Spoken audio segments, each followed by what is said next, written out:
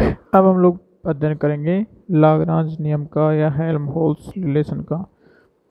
ठीक है, क्या है लाग्रांज नियम या हेल्महोल्ट्ज़ रिलेशन।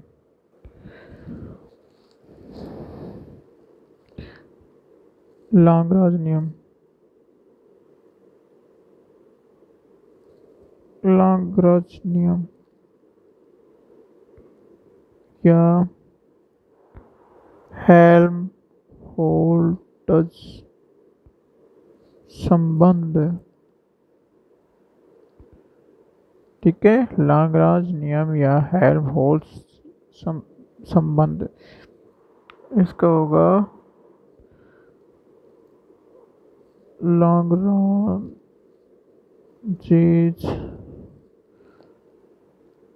लॉ और Helmholtz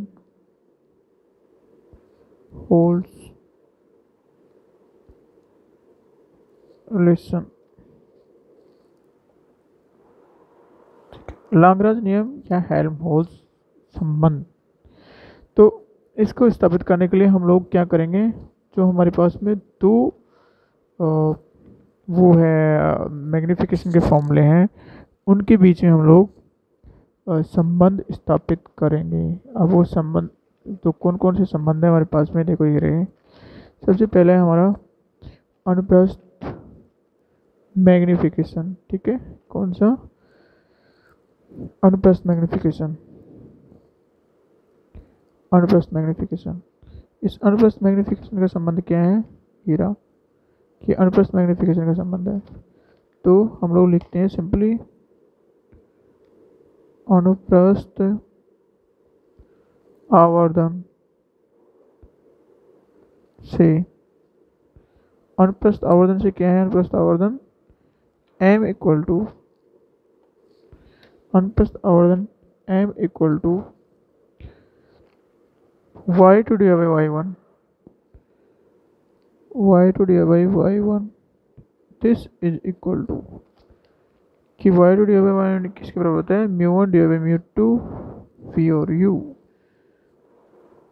μ1 divide by μ2 dot v over u। ये हमारा अनुप्रस्थ आवर्धन से आ गया समीकरण। ओके, समीकरण नंबर 1 ये हमारा अनुप्रस्थ आवर्धन से आ गया। दूसरा हमारा होगा कोणीय आवर्धन से। ठीक है, कोणीय आवर्धन क्या है, देखो ये कोणीय आवर्धन तो अभी हमने पढ़ाया था, ये हमारा कोणीय आवर्धन निकल के आया है। कोणीय आवर्धन से, कोणीय आवर्धन से, ठीक है, कोणीय आवर्धन से क्या होगा हमारा, alpha equal to tan theta 2 divide by tan theta 1 is equal to u divide by v। ये हमारा कोणीय आवर्धन से आ गया समीकरण नंबर 2। कोणीय आवर्धन से आ गया alpha equal to tan theta 2 divide by tan theta 1 equal to u divide by v। ये आ गया हमारा कोणीय आवर्धन से। अब हम लोग इन दोनों के बीच में इन दोनों से एक नया रिलेशन निकालते हैं जिसको हम लोग लाग्रांज नियम कहते हैं, वही हेल्महोल्ट्ज़ संबंध है। ठीक है, तो वो संबंध क्या है, हम u डिवाइड बाई v की जगह tan theta 2 divide by tan theta 1 रख देंगे इस समीकरण में। ठीक है, समीकरण 1 में u इक्वल टू v का मान समीकरण 3 से रखने पे, ठीक है, इस समीकरण 3 से u अपन v का मान रख दिया। 3 से क्या रखना है हमें, u अपन v equal to tan theta 2 divide by tan theta 1 इस समीकरण में रखना है। हमारे पास मिलेगा y2 divide by y1 equal to μ1 divide by μ2 dot, चूँकि ये हमारा u और v है और ये हमारा v डिवाइड बाई u है, तो ये जो tan theta 2 by tan theta 1 है ये इसमें उल्टा रखा जाएगा या यहाँ डिवाइडेशन होगा या फिर हमारा tan theta 1 divide by tan theta 2 होगा। ठीक है, तो ये हमारा आ जाएगा tan theta 1 divide by tan theta 2। ये इसलिए नहीं रखा गया क्योंकि हमारा ऊपर u है और जो हर में है हमारा वी है, जबकि हमारे यहाँ ऊपर वी है नीचे यू है। तो ऊपर यू है, जहाँ पे यू है वहाँ tan थीटा 2 आएगा, यहाँ पे है tan थीटा 2 आ गया, जहाँ पे वी है वहाँ tan थीटा 1 आ गया, तो यहाँ पे tan थीटा 1 आ गया।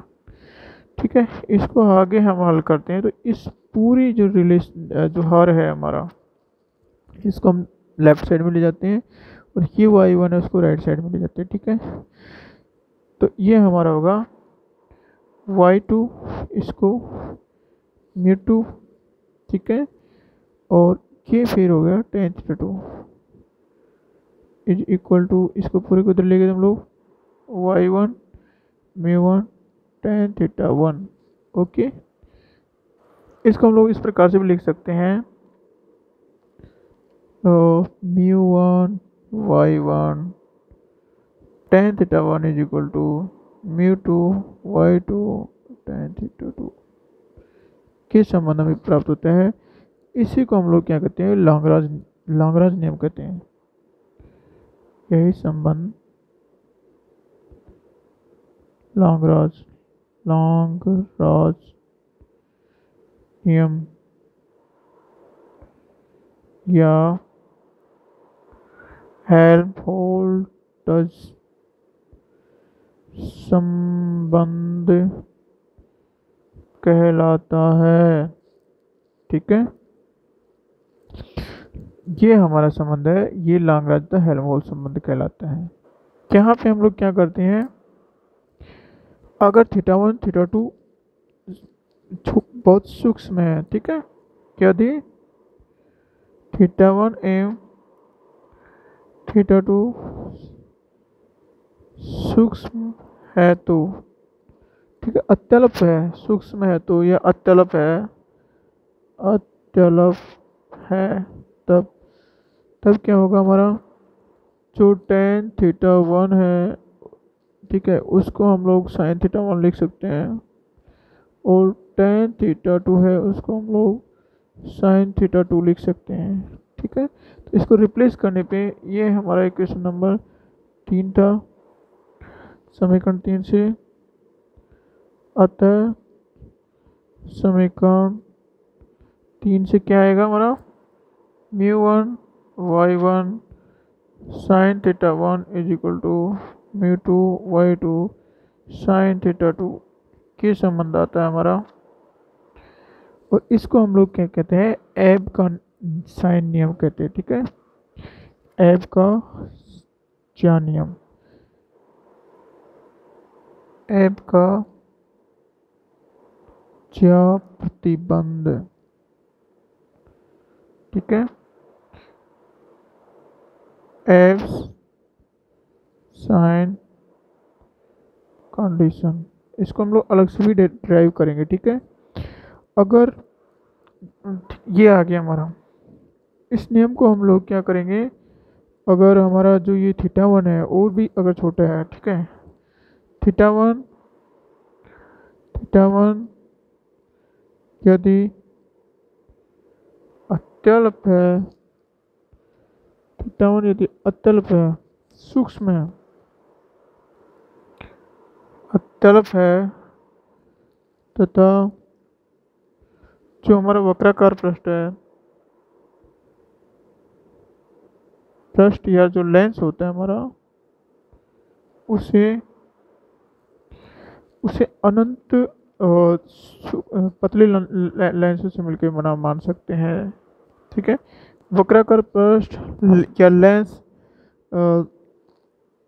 इनकी संख्या है, ये वक्राकार पृष्ठ लेंस को इनकी जो संख्या है, संख्या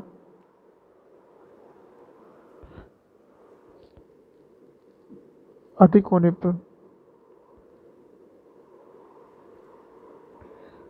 पर भी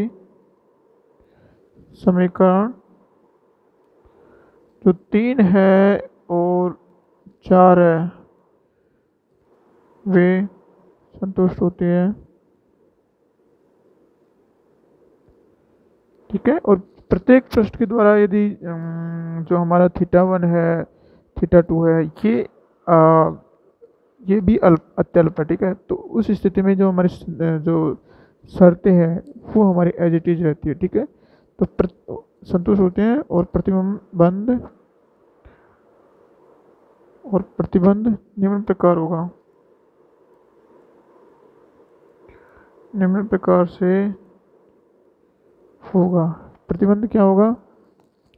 प्रतिबंध होगा हमारा μ1 y1 θ1 equal to μ2 y2 θ2 equal to μ2 y2 y3 θ3 is equal to μ4 y4 θ4 dot dot dot dot μn yn θn। ये हमारा होगा यहाँ पर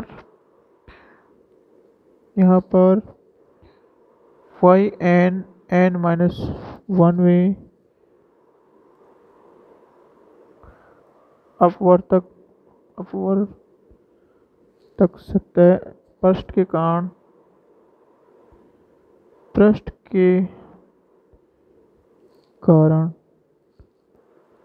बने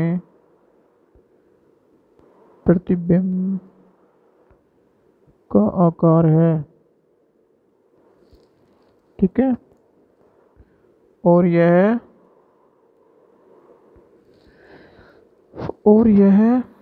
प्रतिबिंब μn अपवर्तनांक वाले माध्यम में स्थित है,